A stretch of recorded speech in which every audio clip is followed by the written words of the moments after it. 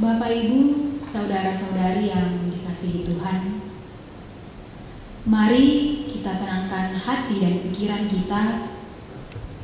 Kita akan masuk dalam ibadah Sabtu Sunyi pada saat ini. Perjalanan sengsara yang tak terperikan dalam karya penebusan dan pengampunan dosa umat manusia telah dijalani Yesus Sang Mesias di atas kayu salib sampai ke liang kubur. Dalam penghayatan kita akan Kristus yang mati dan dikuburkan, kita yakin kubur dan kematian Kristus tidak berarti menjadi akhir dari pengharapan kita. Sebaliknya, kita satu keyakinan bahwa iman yang tak terkuburkan. Mari menghayati kematian Kristus untuk kita. Bapak Ibu, mari bangkit berdiri. Kita angkat pujian Insan Tangisi Dosamu.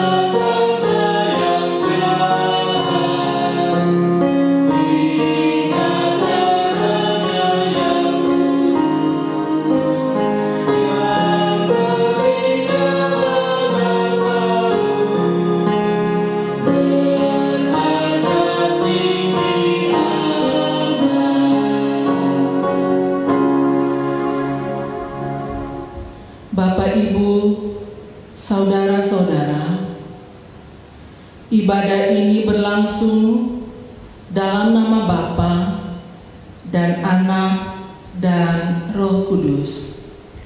Amin. Salam dari semua orang kudus kepada kamu. Kasih karunia Tuhan menuntun dalam ibadah ini. Salam bagimu juga. Silakan duduk. Kita mengangkat pujian selidiki aku, lihat hatiku.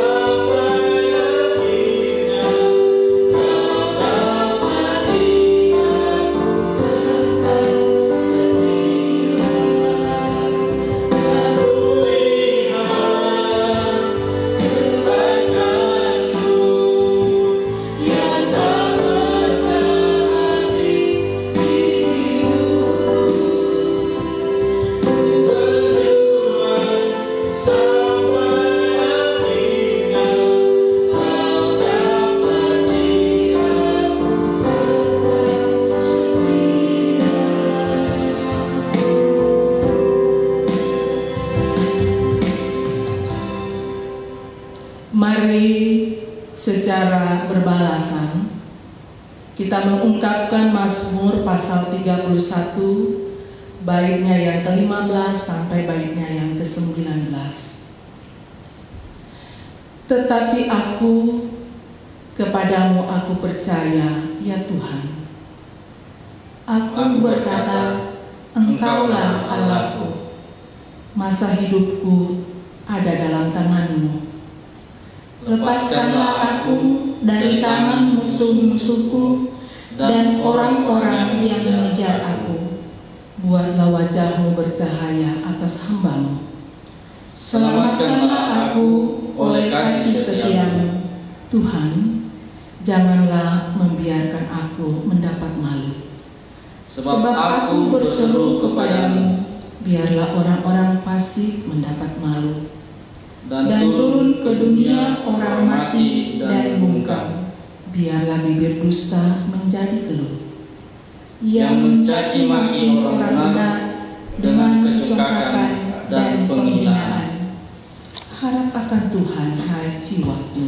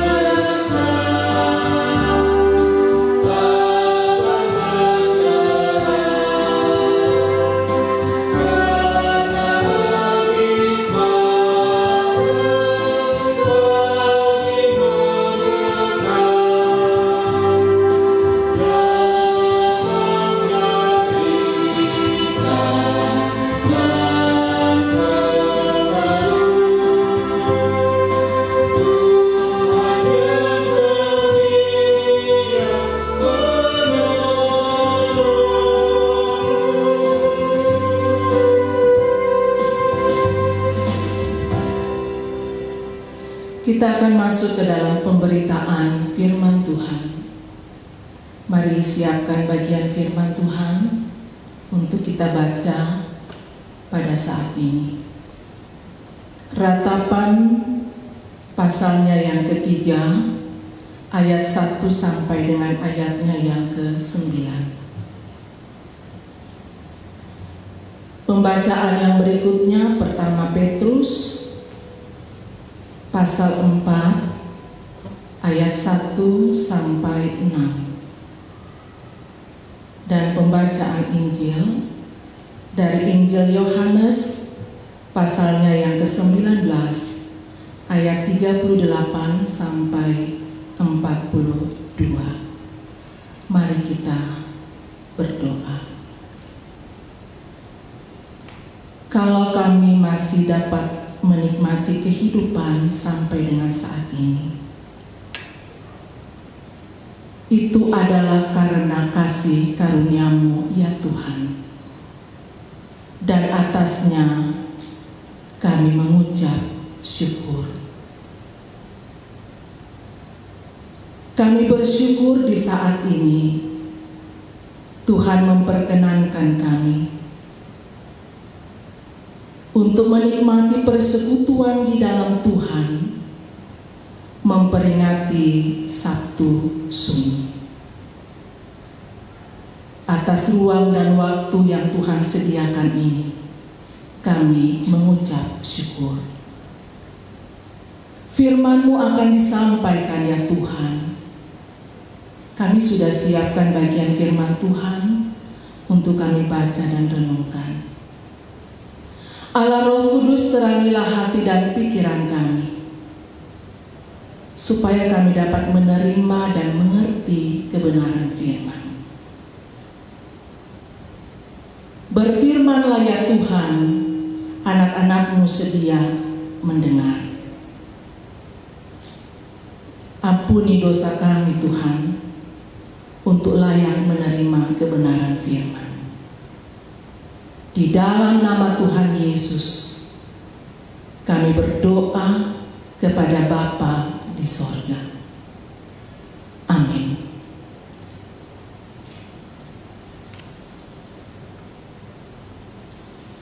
Pembacaan kita yang pertama diambil dari Ratapan 3 ayat 1 sampai dengan ayatnya yang ke-9. Penghiburan dalam penderitaan.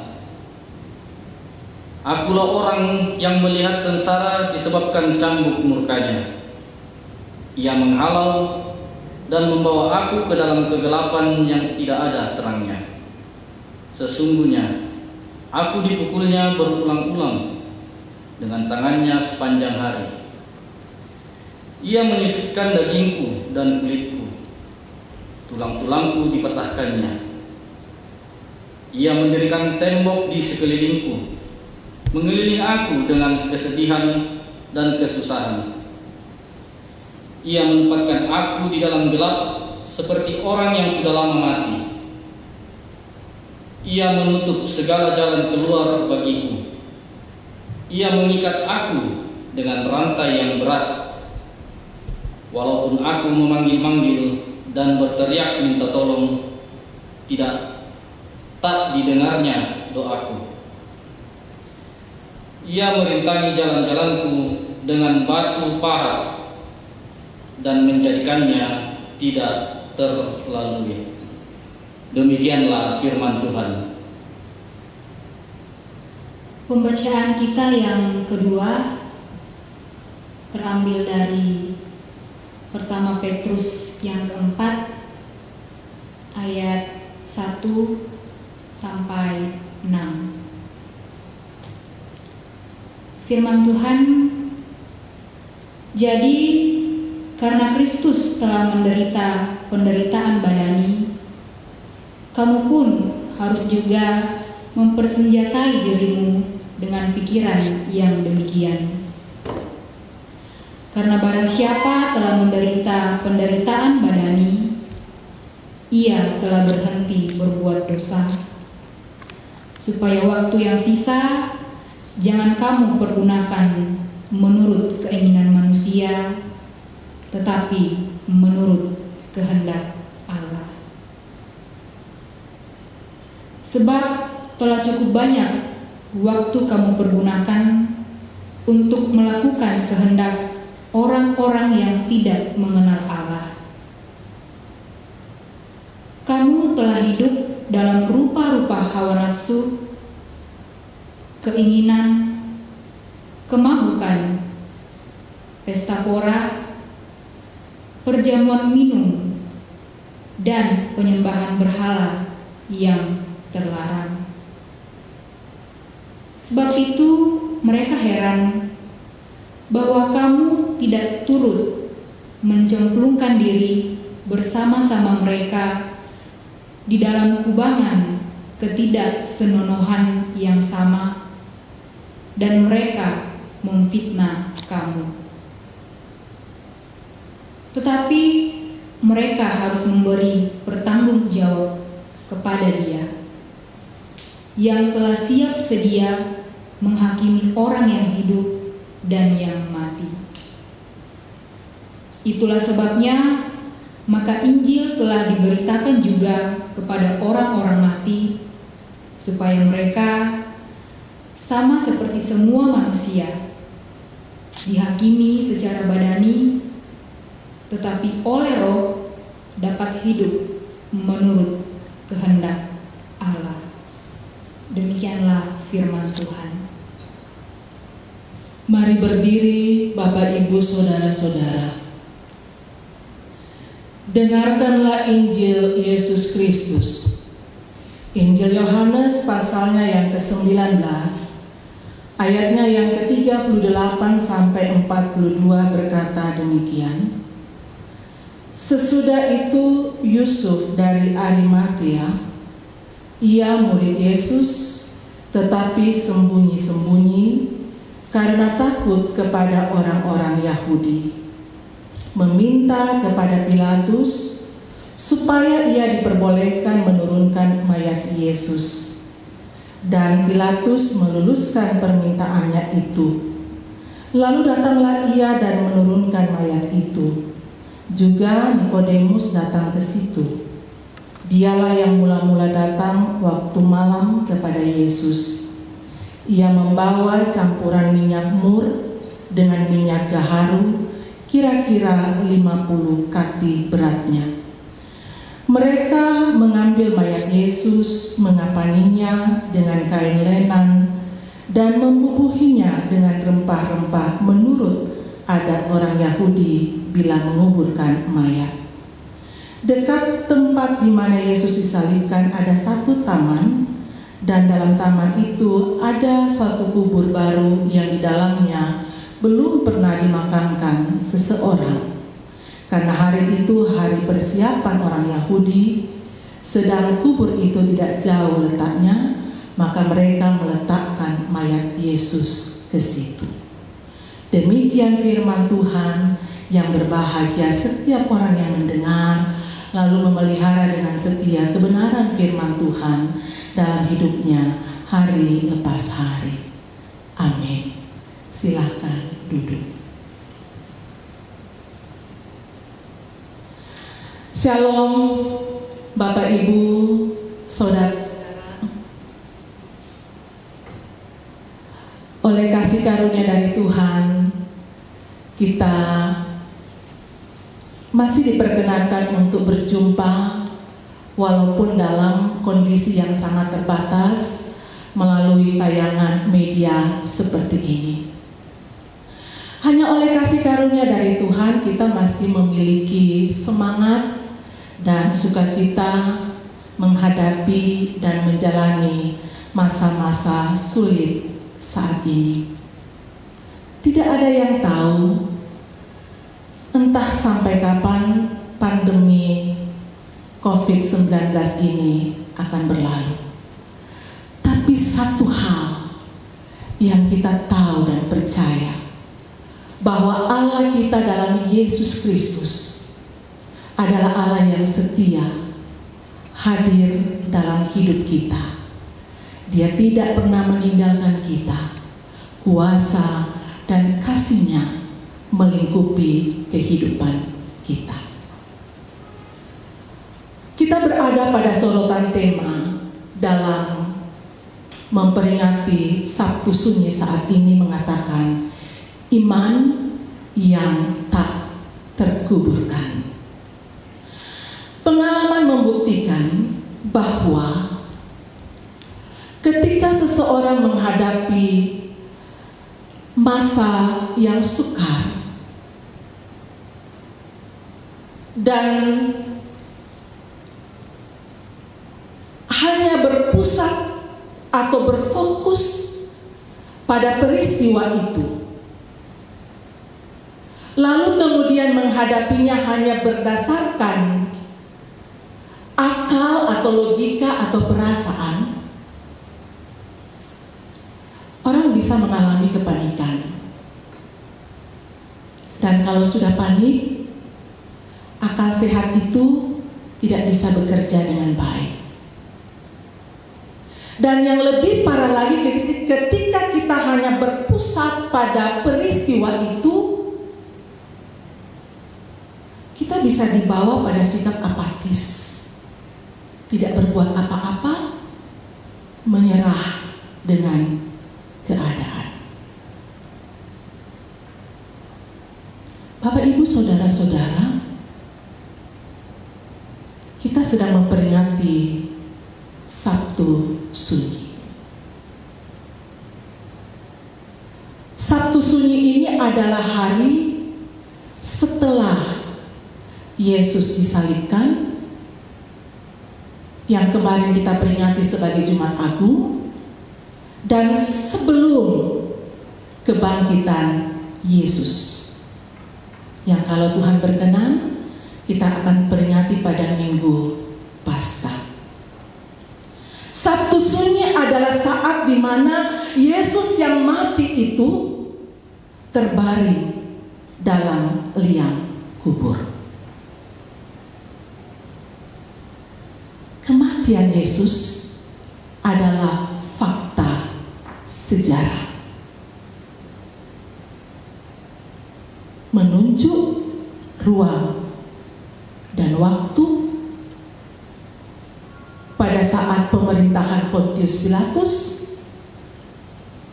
Golgota adalah saksi penyaliban dan kematian Yesus.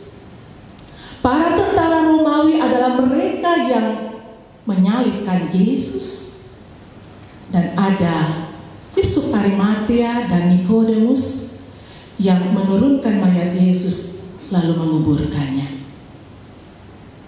Fakta-fakta ini akan membantah ketika ada orang yang mengatakan bahwa kematian Yesus itu hanyalah sebuah rekayasa. Fakta-fakta ini akan membuktikan dan membantah kalau ada orang yang mengatakan, oh Yesus tidak mati, dia hanya pingsan, lalu kemudian dia sadar. Kalau Yesus bangkit pada hari yang ketiga, memang benar. Ada fakta bahwa ia telah menjalani kematian. Kalau dalam tradisi Romawi, orang yang mati di atas kayu salib itu akan dibiarkan membusuk. Lalu bangkainya itu dimakan oleh burung, bisa juga binatang buas. Tapi tidak demikian dengan peraturan Yahudi. Kalau dalam peraturan Yahudi, orang yang mati itu harus dikuburkan hari itu juga. Tidak boleh sampai malam.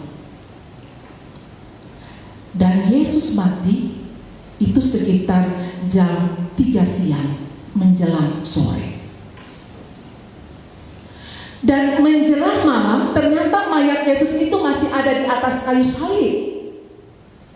Sehingga dikatakan Yusuf dari Arimatea yang melihat mayat Yesus itu kemudian pergi untuk memohon kepada Pilatus diizinkan untuk menurunkan mayat Yesus supaya bisa dikuburkan. Dan Pilatus memberikan izin sehingga Yusuf bersama dengan Nikodemus setelah diturunkan dari salib mayat itu, lalu mereka mengafaninya dan kemudian menguburkan. Bapak Ibu saudara-saudara, yang menjadi pertanyaan siapa Yusuf Arimatea dan Nikodemus ini? Dijelaskan dalam perikop pembacaan kita saat ini bahwa khususnya dalam Yohanes pasal 19 ayat 38 sampai 42 kita bisa tahu siapa Yusuf Arimatea dan Nikodemus, bahwa mereka adalah murid Yesus tapi tidak terang-terangan. Mereka adalah murid Yesus yang sembunyi-sembunyi. Ternyata Yusuf Arimatea ini adalah salah seorang pejabat dalam lembaga keagamaan. Dia adalah majelis besar dalam lembaga keagamaan Yahudi. Nikodemus itu siapa? Nikodemus itu adalah termasuk pemimpin agama dan dia adalah pengajar. Mereka juga adalah orang kaya. Karena itulah mereka sembunyi-sembunyi untuk mengikuti Yesus. Kenapa? Karena posisi mereka, karena jabatan mereka. Kalau secara terang-terangan dan diketahui oleh halayak banyak, ini bisa mengancam popularitas, jabatan atau kedudukan mereka. Dan sudah pasti, kalau mereka ditahu mengikuti Yesus, pasti mereka akan dikucilkan dari orang-orang Yahudi. Mengapa? Karena pada saat itu orang Yahudi sangat membenci Yesus dan para pengikutnya. Karena Yusuf Arimatea dan Nikodemus ini juga adalah pengikut Yesus walaupun tidak terang-terangan, itu berarti mereka tahu apa yang diajarkan oleh Yesus. Itu berarti mereka juga tahu ketika Yesus menyampaikan siapa dirinya dan apa yang akan terjadi dengan dirinya, bahwa Yesus akan menjalani penderitaan, mati di atas kayu salib, lalu akan bangkit pada hari yang ketiga. Itu pasti mereka tahu. Dan mereka semakin dikuatkan bahwa Yesus akan bangkit pada hari ketiga, bahwa Yesus adalah benar-benar juru selamat, yaitu ketika mereka menyaksikan peristiwa menjelang kematian Yesus. Itu terjadi situasi alam yang tidak biasa, sangat luar biasa. Apa yang dikatakan? Jam 12 siang, yang notabene jam 12 siang itu panas terik, bisa terang, tapi dikatakan jam 12 siang daerah itu terjadi gelap gulita. Selain itu dikatakan bahwa tabir bait suci terbelah dua dari atas sampai ke bawah. Terjadi gempa bumi, kemudian bukit-bukit batu di daerah itu terbelah. Ini peristiwa yang tidak biasa tapi sangat luar biasa. Sehingga itu semakin menguatkan Yusuf dan Nikodemus bahwa Yesus yang mati ini adalah juru selamat yang akan bangkit pada hari yang ketiga. Bapak, Ibu, saudara-saudara, iman yang dimiliki Yusuf dan Nikodemus itulah yang membuat Yusuf berani untuk menghadap Pilatus. Karena iman yang dimiliki, maka Yusuf pergi kepada Pilatus untuk meminta mayat Yesus. Iman yang kuat yang dimiliki oleh Yusuf dan Nikodemus itulah yang memampukan mereka untuk mengurus mayat Yesus lalu kemudian memakamkan. Pertanyaan sekarang, di mana murid-murid yang selama ini secara terang benderang mengikuti Yesus? Di mana murid-murid yang selama ini pagi, siang, malam melayani bersama-sama dengan Yesus? Di mana mereka? Pengalaman mengatakan bahwa kebersamaan yang terjalin dengan sangat lama atau dengan waktu yang lama itu membuat ikatan emosional yang kuat. Orang juga mengatakan kalau kita mengasihi atau mencintai seseorang dengan cinta yang besar, kasih yang begitu dalam, ketika orang itu pergi atau meninggal, biasanya membuat orang yang ditinggalkan itu larut dalam duka cita yang sangat dalam. Makanya coba perhatikan Bapak Ibu, kalau ada peristiwa kematian, karena begitu beratnya beban duka, kadang-kadang seseorang tidak bisa berpikir secara normal, kata-kata yang keluar juga ngelantur, biasanya juga tidak terkontrol. Memang perasaan duka yang begitu dalam kadang membawa kita berada dalam kabut duka. Bapak Ibu pernah menempuh perjalanan kemudian menemui daerah yang berkabut? Kabut itu biasanya membuat kita tidak bisa melihat dengan baik. Murid-murid Yesus sedang berada dalam kabut duka karena menyaksikan guru mereka telah mati. Petrus entah kemana dia, entah di sudut mana dia. Mungkin dia menyesal pasti karena dia menyangkali Yesus, dan pasti dia sangat bersedih. Murid-murid yang lain entah mereka lari kemana, dalam tangis, dalam duka, atau dalam kesedihan, dan juga pasti mereka takut, trauma dengan perlakuan tentara Romawi yang menyalibkan Yesus. Bapak, Ibu, saudara-saudara, pandangan para murid itu hanya berpusat pada peristiwa kematian. Karena mereka hanya berpusat pada peristiwa kematian itu, yang terjadi adalah mereka hanya bersedih karena merasakan perpisahan dan karena dimakan oleh guru mereka. Karena mereka dikuasai oleh perasaan duka, maka apa yang pernah Yesus sampaikan, yang pernah Yesus ajarkan, bahwa Yesus memang akan menjalani penderitaan, mati di atas kayu salib, tapi akan bangkit pada hari yang ketiga, itu terlupakan, itu terkubur, itu tertutup dengan perasaan duka yang sangat dalam. Bapak, Ibu, saudara-saudara, perasaan para murid sebenarnya mewakili perasaan manusia pada umumnya.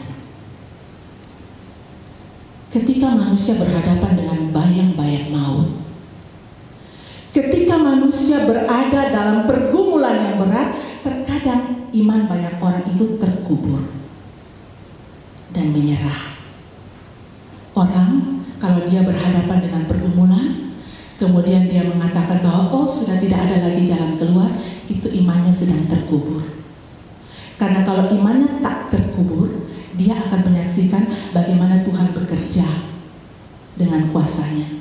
Bahwa bagi Tuhan tidak ada yang mustahil, selalu ada jalan keluar di dalam Tuhan.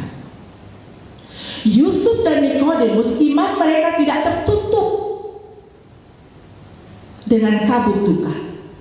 Iman mereka tidak terkubur, sehingga mereka punya kekuatan untuk mengurus mayat Yesus, lalu memakankan mayat Yesus. Iman yang tidak hanya sebatas pada kematian dan kubur, tetapi ada pengharapan sebagaimana yang difirmankan oleh Yesus, bahwa ia akan bangkit pada hari yang ketiga. Sabtu sunyi, atau bisa juga dikatakan Sabtu sepi, adalah saat-saat di mana para murid mengalami duka yang teramat dalam menghadapi kematian guru mereka. Sangat dipahami.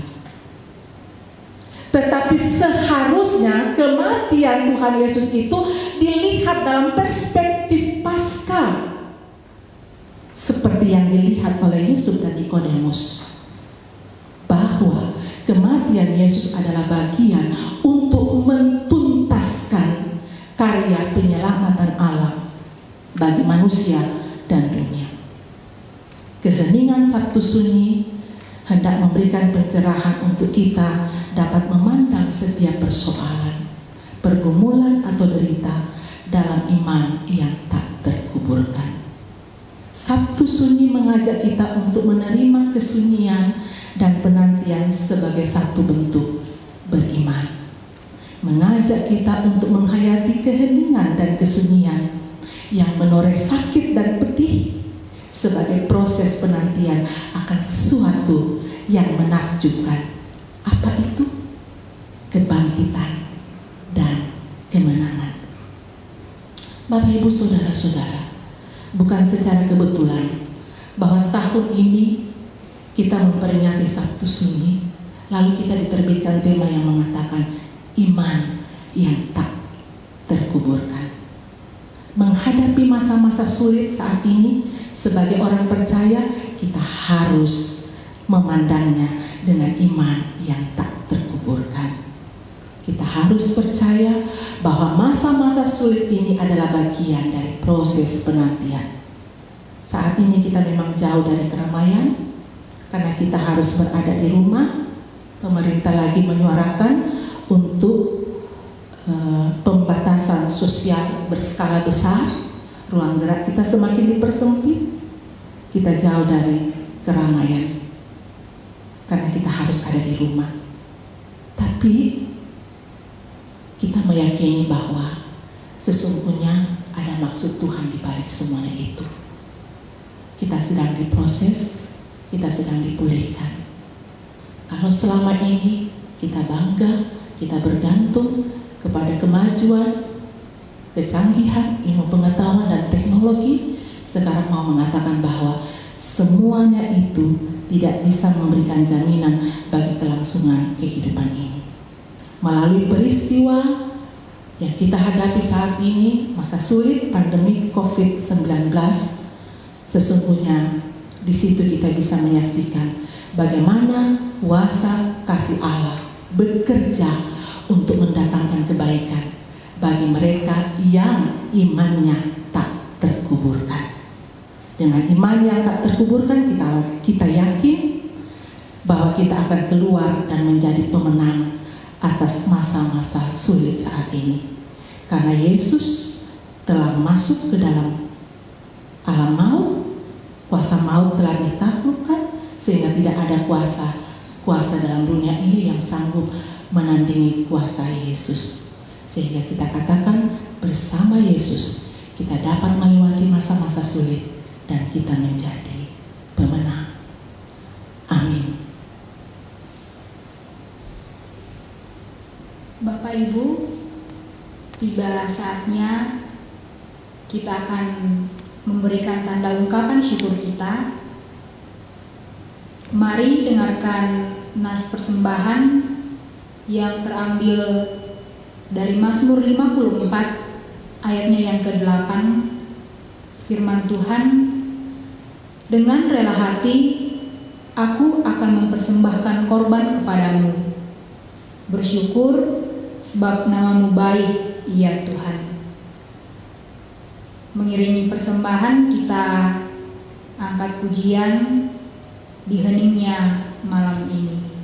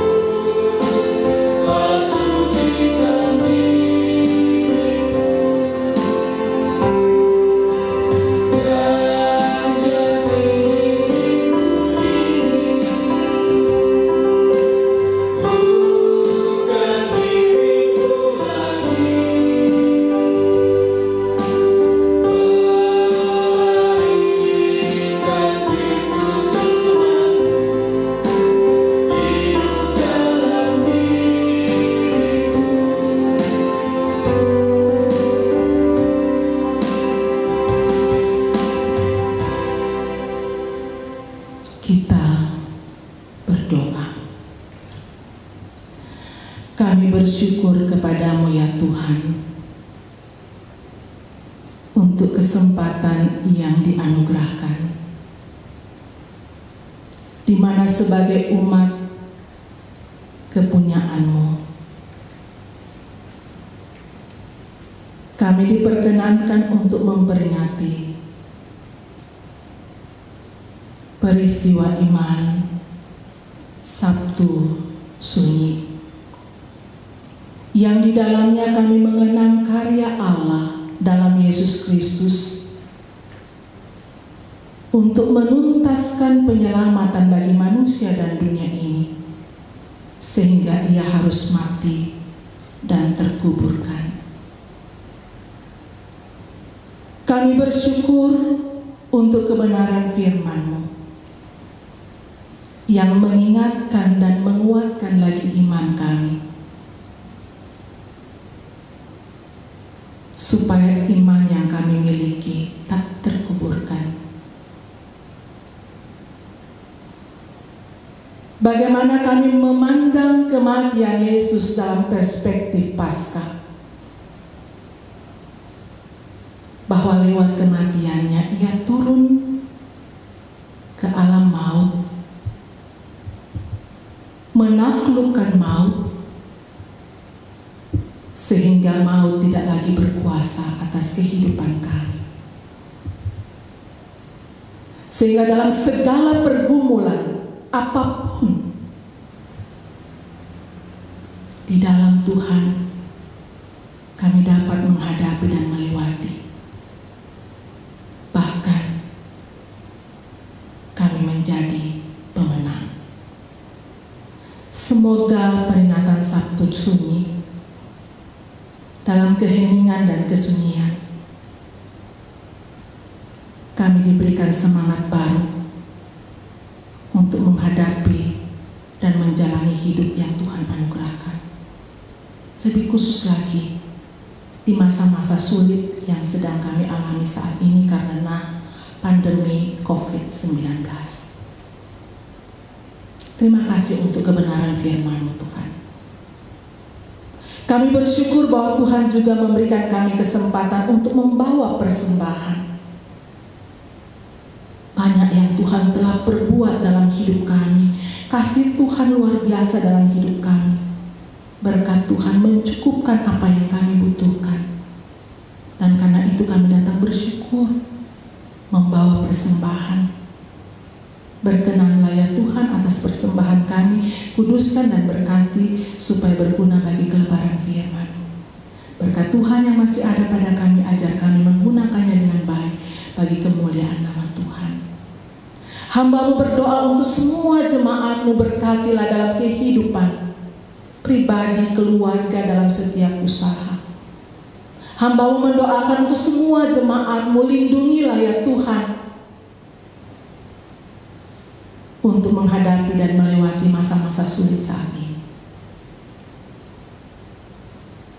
Berkati anak-anak dan cucu-cucu yang Tuhan anugerahkan dalam pertumbuhan, diberikan pertumbuhan yang baik jasmani dan rohani. Berkati orang-orang tua kami dalam menjalani masa tua. Berikan semangat dan sukacita dengan meyakini bahwa sampai dengan masa putih rambut mereka, Tuhan menggendong sehingga masa tua dapat dinikmati dengan bahagia. Yang sakit Tuhan kami memohon, nyatakan kuasa-Mu, berkati segala upaya yang dilakukan untuk memberikan kesembuhan. Yang berduka, kuatkan dan hiburkan, untuk mereka tidak larut dalam duka cita tapi punya pengharapan di dalam Tuhan. Berkati semua hamba-hamba-Mu, Bapak Ibu majelis dalam jemaat, dalam kondisi saat ini, dengan cara yang berbeda kami tetap menata pelayanan. Berikan kami hikmat Tuhan, tetap berikan kami sukacita, sehingga kami boleh melaksanakan tanggung jawab pelayanan dengan baik, tentunya untuk hormat dan kemuliaan bagi nama Tuhan. Semua yang sudah terlibat mendukung pelayanan ini, Tuhan berkati.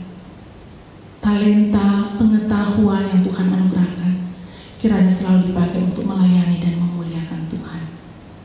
Kami selalu berdoa untuk bangsa dan negara kami. Tersingkap dengan sangat jelas apa yang sedang kami alami saat ini. Dan karena itu kami berdoa untuk pemerintah kami. Tuhan perlengkapi dengan hikmat supaya dapat menyelesaikan dan juga oleh hikmat yang Tuhan anugerahkan dapat mengupayakan untuk kami boleh menikmati kehidupan yang penuh dengan damai sejahtera di tengah-tengah pandemi COVID-19 pada saat ini. Para medis, Tuhan juga perlengkapi mereka sebagai alat di tangan-Mu untuk menolong sesama kami yang terpapar pandemi COVID-19. Ya Allah Bapa dalam sorga, kehidupan kami serahkan ke dalam kuasa kasih dan pimpinan Tuhan. Ini doa kami, syafaat kami, sambut, sempurnakan. Kami bawa hanya di dalam nama Tuhan Yesus. Itulah Tuhan dan Juru Selamat kami dan yang sudah mengajar kami berdoa demikian. Bapa kami yang di surga, dikuduskanlah namamu, datanglah kerajaan-Mu, jadilah kehendak-Mu di bumi seperti di surga. Berikanlah kami pada hari ini makanan kami yang secukupnya, dan ampunilah kami akan kesalahan kami, seperti kami juga mengampuni orang bersalah kepada kami. Dan janganlah bawa kami ke dalam pencobaan, tapi lepaskanlah kami dari kejahatan. Karena Engkau yang punya kerajaan dan kuasa dan kemuliaan sampai selama-lamanya. Amin. Mari saya jemput berdiri Bapak Ibu Saudara-saudara, apapun juga menimpamu, Tuhan menjagamu.